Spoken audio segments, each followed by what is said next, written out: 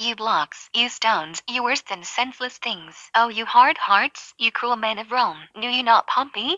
Moralist. I, your glass will modestly discover to yourself that of yourself which you yet know not of. Cassius. Yon Cassius has a lean and hungry look. He thinks too much. Such men are dangerous. Caesar. Poor man, I know he would not be a wolf but that he sees the Romans are but sheep. He were no lion were not Romans hinds. Cassius. The fault, dear Brutus, is not in our stars, but in ourselves, that we are underlings. Cassius. These growing feathers plucked from Caesar's wing will make him fly an ordinary pitch. Who else would soar above the view of men and keep us all in servile fearfulness? Flavius. Beware the Ides of March. Soothsayer. When Caesar says, do this, it is performed. Antony. Oh, he sits high in all the people's hearts, and that which would appear offense in us, his countenance, like richest alchemy, will change to virtue and to worthiness.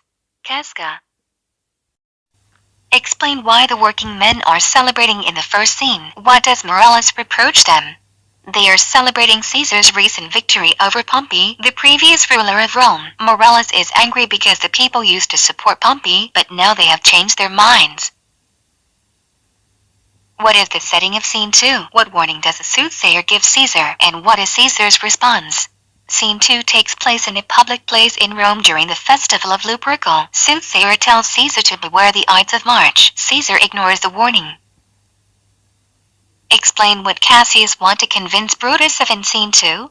Cassius wants to convince Brutus that he would be a better leader than Caesar. He also wants to show Brutus that Caesar is a bad leader, that he's power-hungry.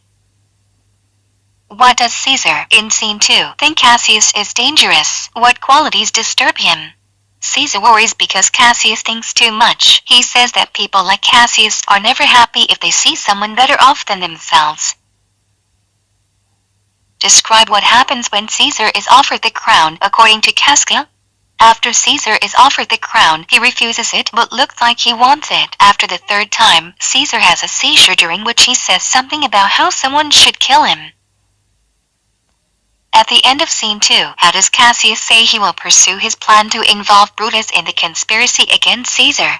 Cassius will leave letters on Brutus' property that seem to be from different commoners. The letters will tell Brutus that people dislike Caesar and that they wish Brutus was the leader. What details in Scene 3 do you think evoke this sense of danger and terror? The storm, the lion at the Capitol, the people made of flames, the owl at daytime, the fire falling from the sky. Who is the moving force, the protagonist who drives the action in Act I? Cassius is the protagonist so far. His goal is to get rid of Caesar. So far he has assembled a group of conspirators and worked toward convincing Brutus. How would you describe the play's conflict as it is established in Act I? The conflict seems to be between people who love Caesar and people who want to get rid of him. Brutus is somewhere in the middle. Cassius tells Brutus several anecdotes about Caesar in Scene. What is Cassius implying through these stories?